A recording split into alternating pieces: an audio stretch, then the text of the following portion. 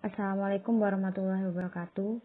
Untuk mengawali mata kuliah pada pagi hari ini, marilah kita buka dengan bacaan Ummul Kitab Al-Hadiniyah Bisyafaati Rasulillah Al-Fatihah.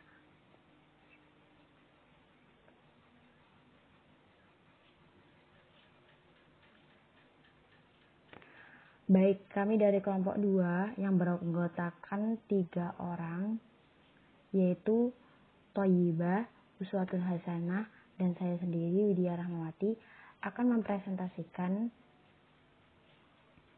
mata kuliah ilmu fikih dengan tema masalah fikih kontemporer.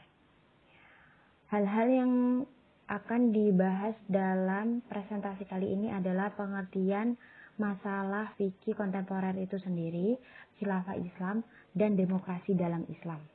Yang pertama, pengertian masalah fikih kontemporer. Masalah fikih kontemporer adalah suatu bidang kajian yang membicarakan perihal persoalan-persoalan hukum Islam ijtihadiyah atau masalah yang tidak ada nasnya dalam Al-Quran, yang secara nyata muncul dewasa ini dengan menerapkan metode istinbat hukum atau penarikan kesimpulan khusus dari dalil-dalil yang umum Al-Quran dan hadis, dan analisa ilmiah serta pendekatan yang tepat serta berorientasi pada pemenuhan kebutuhan kemaslahatan manusia dunia akhirat. Lanjut ke khilafah Islam.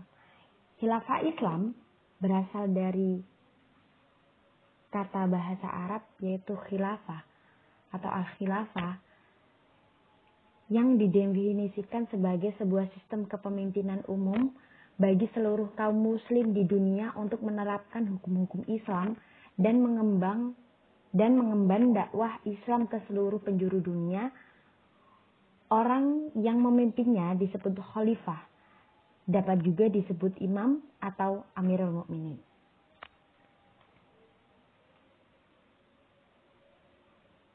Selanjutnya, demokrasi dalam Islam.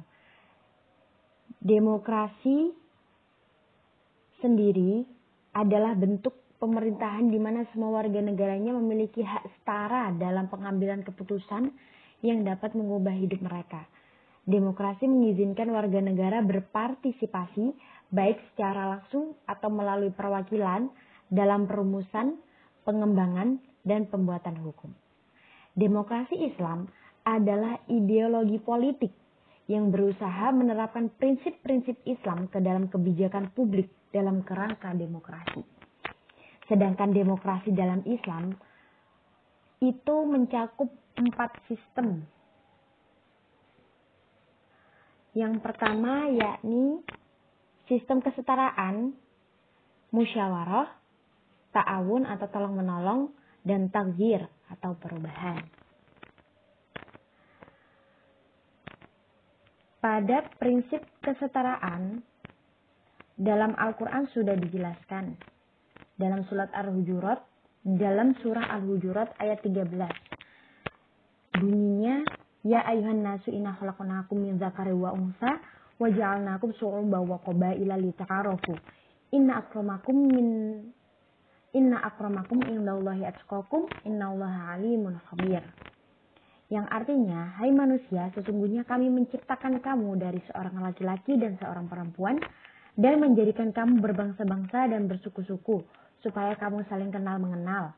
Sesungguhnya orang yang paling mulia di antara kamu di sisi Allah ialah orang yang paling takwa di antara kamu. Sesungguhnya Allah Maha mengetahui lagi Maha mengenal. Mengapa ayat ini disebut sebagai ayat kesetaraan? Karena di situ disebutkan bahwa Allah itu tidak memandang laki-laki atau perempuan yang derajatnya lebih tinggi. Namun yang menjadi tolak ukur di sini adalah orang yang paling takwa di antara kamu, yakni laki-laki dan perempuan. Seperti itu. Kedua, sistem musyawarah. Sistem musyawarah ini terdapat dalam surah Al-Syura ayat 38 yang berbunyi, walladzina tajabu li rabbihim wa aqamus sholata wa amruhum syura bainahum wa mimma razaqnahum yunfiqun. Yang artinya, dan bagi orang-orang yang menerima atau mematuhi seruan Tuhannya dan mendirikan sholat, sedang urusan mereka diputuskan dengan musyawarat antara mereka, dan mereka menafkahkan sebagian dari rezeki yang kami berikan kepada mereka.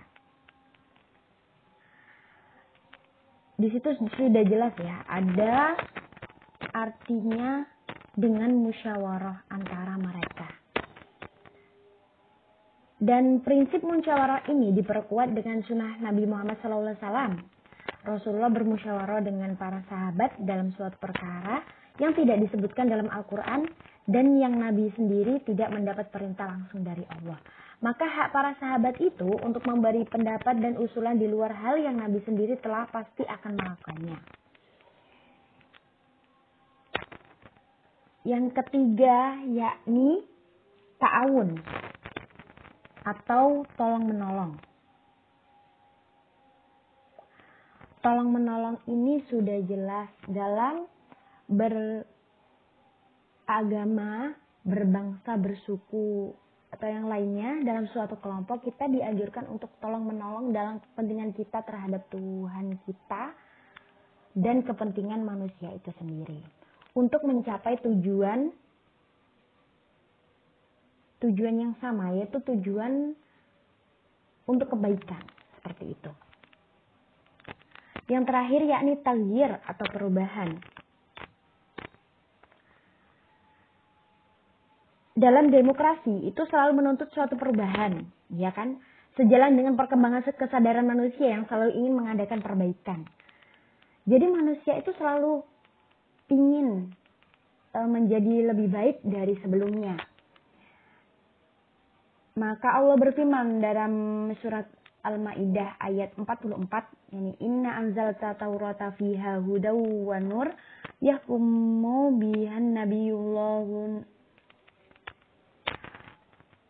inna anzalna taurata fiha hudaw wa nur yahkumu bihan nabiyyuna lazina aslamu lilladzina hadu wa rabbaniyuna wal ahbaru bimastuhfizu min kitabillahi wa kanu alaihi syuhada fala tahsyawun nasa wasyawuni wala.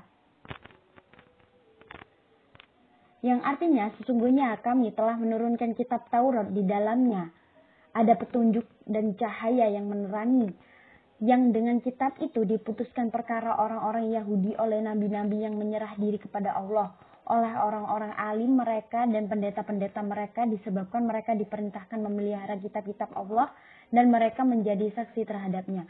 Karena itu janganlah kamu takut kepada manusia, tetapi takutlah kepadaku. Dan janganlah kamu menukar ayat-ayatku dengan harga yang sedikit.